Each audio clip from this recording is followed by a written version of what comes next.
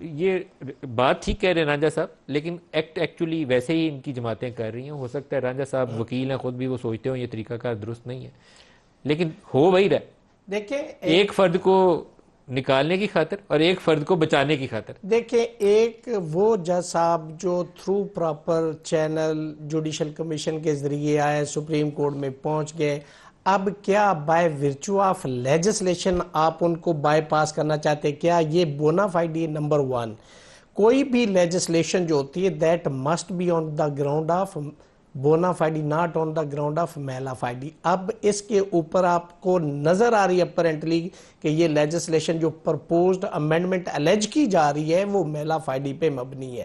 Number one, چونکہ لیٹن میگزم ہے sales پپولی S سپریما leaks, یعنی بہترین لیجسلیشن وہ ہے جو کہ for the welfare of the general public ہے. اگر یہ اتنی اچھی امینڈمنٹ ہے تو یہ ایک دوسرے کے ترلے کیوں کر رہے ہیں؟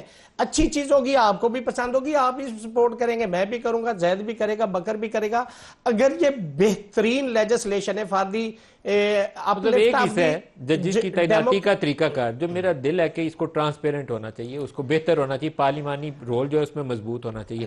لیکن یہ جو آئینی عدالت بنا رہے ہیں یہ تو شب خون مار رہے ہیں. مجھے اس کے اوپر کافی آئینی اعتراضات ہیں. عدالت کا آپ کو میں اس کا ایک سائیڈ ایفیکٹ میں بتاؤں کیا کرنے کے لیے جا رہے ہیں. اس کا یہ کہ جو آرٹیکل 199 کے تحت جتنے نیچے ڈیسائیڈ ہوں گے نا ہائی کورٹس کے فیصلے، ان کی ایک تو اس کو کرٹیل کر رہے، لیکن اگر کوئی 184(3) بھی ختم کر رہے ہیں، اور پھر جس کا ہم نے آج تک واویلا کیا، بار کونسلز بار ایسوسییشن، جو ہم مطالبہ کرتے رہے کہ جو آرٹیکل 184(3) کے تحت جو سو موٹو ہوتا ہے اس کے خلاف اپیل ہونی چاہیے. اب جو یہ پرپوزڈ امینڈمنٹ کر کے وہ ایک کانسٹیٹیوشنل کورٹ جس کا نام یہ کہہ رہے ہیں، جس کے اندر سیاسی طور پہ پرائم منسٹر اور پریزیڈنٹ اس کی تعیناتیاں کریں گے، وہ جو انٹرفیرنس ہم کہتے ہیں عدلیہ کی، آزاد عدلیہ کے اندر، وہ ہوگی چونکہ ایگزیکٹو کو عدلیہ سے الگ ہونا ہے.